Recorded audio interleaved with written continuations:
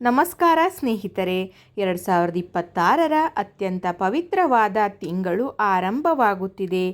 ಈ ಒಂದು ತಿಂಗಳಲ್ಲಿ ಮಾಡಿದ ಭಕ್ತಿ, ಪೂಜೆ, ದಾನಕ್ಕೆ ಅನೇಕ ಪಟ್ಟು ಫಲ ಸಿಗುತ್ತದೆ ಎಂದು ಪುರಾಣಗಳು ಹೇಳುತ್ತವೆ. ಇದೇ ಪುರುಷೋತ್ತಮ ಮಾಸ, ಅಧಿಕ ಮಾಸ, ಶ್ರೀ ಮಹಾವಿಷ್ಣುವಿಗೆ ಅತ್ಯಂತ ಪ್ರಿಯವಾದ ಕಾಲ.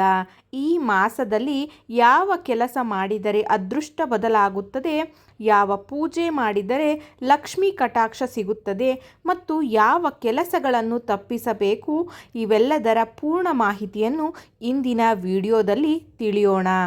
ಅಧಿಕ ಮಾಸ ಎಂದರೇನು? ಹಿಂದೂ ಪಂಚಾಂಗದ ಪ್ರಕಾರ ಪ್ರತಿ 3 ವರ್ಷಕ್ಕೊಮ್ಮೆ ಒಂದು ಹೆಚ್ಚುವರಿ ಚಂದ್ರಮಾಸ ಬರುತ್ತದೆ. ಅದನ್ನೇ ಅಧಿಕ ಮಾಸ ಅಥವಾ ಪುರುಷೋತ್ತಮ ಮಾಸ ಎಂದು ಕರೆಯುತ್ತಾರೆ. 2026ರಲ್ಲಿ ಈ ಅಧಿಕ ಮಾಸವು ಮೇ 17 ಭಾನುವಾರದಂದು ಪ್ರಾರಂಭವಾಗಿ ಜೂನ್ 15 ಸೋಮವಾರದಂದು ಕೊನೆಗೊಳ್ಳುತ್ತದೆ. ಈ ಮಾಸವನ್ನು ಶ್ರೀ ಮಹಾವಿಷ್ಣುವಿಗೆ ಸಮರ್ಪಿಸಲಾಗಿದೆ. ಪುರಾಣಗಳ ಪ್ರಕಾರ ಇತರ ತಿಂಗಳುಗಳಿಂದ ನಿರ್ಲಕ್ಷ್ಯಕ್ಕೊಳಗಾದ ಈ ಮಾಸಕ್ಕೆ ಸ್ವತಃ ಶ್ರೀಕೃಷ್ಣನು ಪುರುಷೋತ್ತಮ ಎಂಬ ಪವಿತ್ರ ಹೆಸರನ್ನು ನೀಡಿದನು. ಆದ್ದರಿಂದ ಈ ಮಾಸವನ್ನು ಅತ್ಯಂತ ಶುಭಕರ ಹಾಗೂ ಪುಣ್ಯದಾಯಕ ಸಮಯವೆಂದು ಪರಿಗಣಿಸಲಾಗುತ್ತದೆ. ಅಧಿಕ ಮಾಸದಲ್ಲಿ ಸಿಗುವ ಪ್ರಯೋಜನಗಳು: ಪಾಪ ಪರಿಹಾರ: ಈ ಮಾಸದಲ್ಲಿ ಭಗವಂತನ ಸ್ಮರಣೆ ಮಾಡಿದರೆ ಹಳೆಯ ಪಾಪಗಳು ಕಡಿಮೆಯಾಗುತ್ತವೆ ಎಂದು ನಂಬಿಕೆಯಿದೆ. ವಿಷ್ಣು ಸಹಸ್ರನಾಮ, ಭಗವದ್ಗೀತೆ ಪಠಣ, ಓಂ ನಮೋ ಭಗವತೆ ವಾಸುದೇವಾಯ ಮಂತ್ರ ಜಪ ಬಹಳ ಶುಭಕರ. ಧನ ಮತ್ತು ಐಶ್ವರ್ಯ: ಲಕ್ಷ್ಮೀ ದೇವಿಯ ಕೃಪೆ ಪಡೆಯಲು ಈ ಮಾಸ ಅತ್ಯುತ್ತಮ ಕಾಲ. ನಿತ್ಯ ಸಂಜೆ ತುಪ್ಪದ ದೀಪ ಹಚ್ಚಿ ವಿಷ್ಣು ಲಕ್ಷ್ಮೀ ಪೂಜೆ ಮಾಡಿದರೆ ಮನೆಯಲ್ಲಿ ಧನ ಸಮೃದ್ಧಿ ಹೆಚ್ಚುತ್ತದೆ ಎಂದು ಹೇಳಲಾಗುತ್ತದೆ.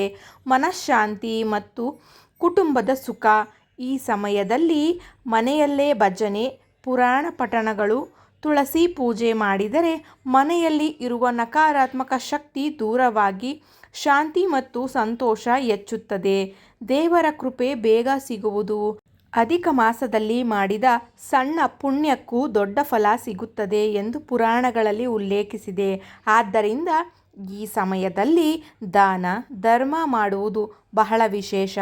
ಅಧಿಕ ಮಾಸದಲ್ಲಿ ಮಾಡಬೇಕಾದಂತಹ ಕಾರ್ಯಗಳು: ಈ ದಿನ ಪವಿತ್ರ ಮಾಸದಲ್ಲಿ ನೀವು ಮಾಡಬೇಕಾದ ಕೆಲ ಶುಭ ಕಾರ್ಯಗಳು: ವಿಷ್ಣು ದೇವಸ್ಥಾನಕ್ಕೆ ಭೇಟಿ ನೀಡುವುದು, ತುಳಸಿ ಪೂಜೆ ಮಾಡುವುದು, ಏಕಾದಶಿ ವ್ರತ ಆಚರಿಸುವುದು, ಅನ್ನದಾನ ಮತ್ತು ಬಟ್ಟೆ ದಾನ ಮಾಡುವುದು, ಸಂಜೆ ತುಪ್ಪ ದೀಪ ಹಚ್ಚುವುದು, ಹರಿನಾಮ ಸ್ಮರಣೆ ಮಾಡುವುದು, ಭಗವದ್ಗೀತೆ ಓದುವುದು.